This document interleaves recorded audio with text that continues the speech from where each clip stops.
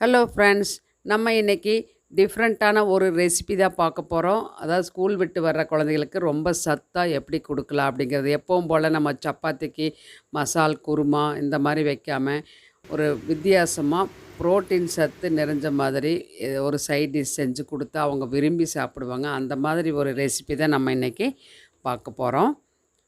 Welcome back to Nalini Sundar's kitchen. இன்றைக்கி healthy and tasty ரெசிபீஸில் பன்னீர் மசாலா சப்பாத்தி தான் நம்ம பார்க்க போகிறோம். இது வந்து குழந்தைகளுக்கு ரொம்ப ரொம்ப பிடிக்கும். அதே சமயத்தில் ரொம்ப சத்தானது.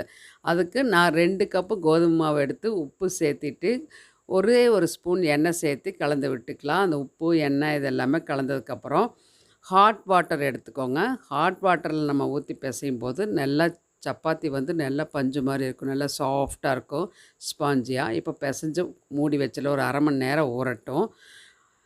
அதுக்கப்புறம் நம்ம வந்து இங்கே பன்னீர் வந்து ஒரு பேக்கெட் எடுத்துக்கிறோம். இந்த வந்து நம்ம ஹாட் வாட்டரில் போட்டு லைட்டாக வாஷ் பண்ணிவிட்டு இந்த மாதிரி துருவி எடுத்துக்கலாம். இருக்கட்டும். இப்போது ஒரு கடாய் வச்சுட்டு 2 ஸ்பூன் எண்ணெய் ஊற்றிக்கலாம். எண்ணெய் சூடாகட்டும். சூடானோடனே கடுகு, சீரகம், சோம்பு இது எல்லாமே கால் டீஸ்பூனில் சேர்த்திக்கலாம். அதுக்கப்புறம் 2 பெரிய வெங்காயம் பொடியாக நறுக்கி சேர்த்திட்டு 2 பச்சை மிளகாய், கருவேப்பிலை இதையும் நம்ம அது கூட சேர்த்திக்கலாம். பச்சை மிளகாய் பொடியாக நறுக்கி சேர்த்திக்கலாம். வேண்டான்னா ஸ்கிப் பண்ணிக்கோங்க.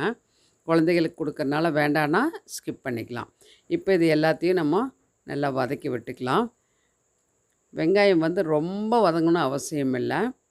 நல்லா வந்து ஒரு அளவுக்கு கண்ணாடி பதம் வந்தால் போதும். இந்த அளவுக்கு வதங்கினோன்னா 2 தக்காளியை பொடியாக நறுக்கி சேர்த்திக்கலாம். இங்கே வந்து விதையெல்லாம் கொஞ்சம் நீக்கிட்டு கட் பண்ணிக்கிறேன் நான். இப்போது தக்காளி ஓரளவுக்கு சாஃப்டாகட்டு, ரொம்ப மசியும் அவசியம் இல்லை. இந்த மாதிரி ஆனால் போதும். இப்போ இந்த டைமில் மசாலா எல்லாம் சேர்த்திக்கலாம். மஞ்சத்தூள் வந்து ஒரு 1/4 teaspoon, garam masala 1 teaspoon, red chilli powder 1 tablespoon, coriander powder வந்து மல்லித்தூள் வந்து 1/2 டேபிள் ஸ்பூன் சேர்த்திக்கிறேன். இந்த அளவுகள் சேர்த்துனா போதும். ஒரு பேக்கெட் பன்னீருக்கு. இப்போ எல்லாத்தையும் நல்லா மசாலா எல்லாமே கலந்து விட்டாச்சு. இப்போ தேவையான அளவுக்கு உப்பு, அதுக்கப்புறம் பெப்பர் மிளகுத்தூள் ஒரு 1/2 டீஸ்பூன் வந்து சேர்த்திக்கலாம். சேர்த்து அதையும் நம்ம நல்லா கலந்து விட்டுக்கலாம். இந்த அளவுக்கு நல்லா கலந்தாச்சு. மசாலா ரெடி. இப்போது நம்ம பன்னீர் துருவி வச்சுக்கிறோம் இல்லைங்களா, அந்த பன்னீரில் கொஞ்சம் போல் எடுத்து ஒரு கப்பில் வச்சுக்கலாம். இது வந்து ஃபைனலாக நம்ம வந்து சேர்த்துறக்காக இருக்கட்டும். இப்போது இந்த மிச்சம் இருக்கக்கூடிய இந்த பன்னீரை நம்ம மசாலாவோட சேர்த்திக்கலாம். சேர்த்திட்டு நல்லா வந்து கலந்து விட்டுலாம். இந்த பன்னீர் போட்டதுக்கப்புறம் பார்த்திங்கன்னா ரொம்ப நேரம் இருக்கக்கூடாது. ஜஸ்ட் ஒரு 2 நிமிஷம் இருந்தால் போதும். நல்லா ஒரு 2 நிமிஷம் வந்து வதக்கி விட்டுலாம். ரொம்ப நேரம் இருந்தால் ரப்பர் மாதிரி ஆயிரும், உங்களுக்கே தெரியும். இப்போ வதக்கி விட்டுட்டு ஃபைனலாக மல்லி இலைகள் வந்து பொடியாக நறுக்கி ஒரு கைப்பிடி அளவு சேர்த்து கலந்து விட்டுட்டு ஒரு பவுலுக்கு மாற்றி வச்சுக்கலாம். இப்போ வந்து மசாலா பன்னீர் வந்து ரெடி ஆயாச்சு. இருக்கட்டும். இப்போது மாவு பிசைஞ்சு வச்சோம் இல்லைங்களா சப்பாத்திக்கு, அது நல்லா சாஃப்டாக ஊறியிருக்கு. அரை மணி நேரம் ஆச்சு.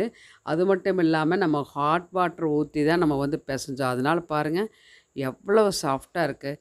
இப்போது மாவு வந்து தேவையான அளவுக்கு ஒரு உருண்டையாக எடுத்துட்டு இந்த மாதிரி நம்ம ட்ரை ஃப்ளவரில் போட்டுக்கலாம். போட்டு பெருசாக தேய்ச்சிக்கலாம்.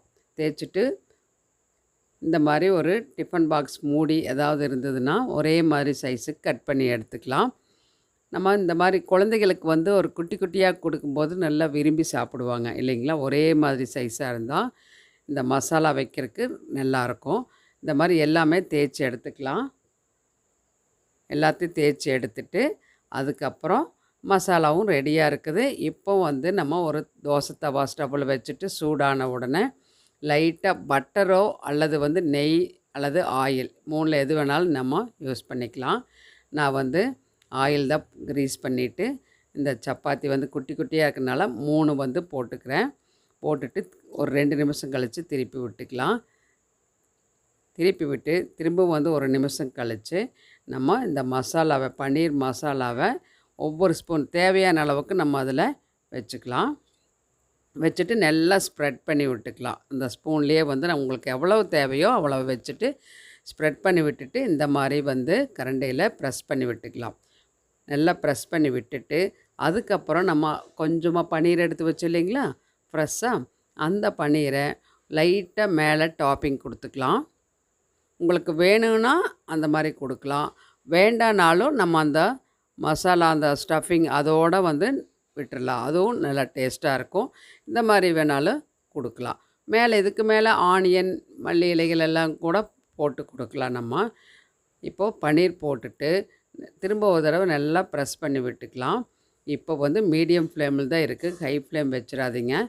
அல்லது லோவுக்கும் மீடியமுக்கும் நடுவில் வச்சுட்டு இந்த மாதிரி பொறுமையாக திருப்பி போடணும்.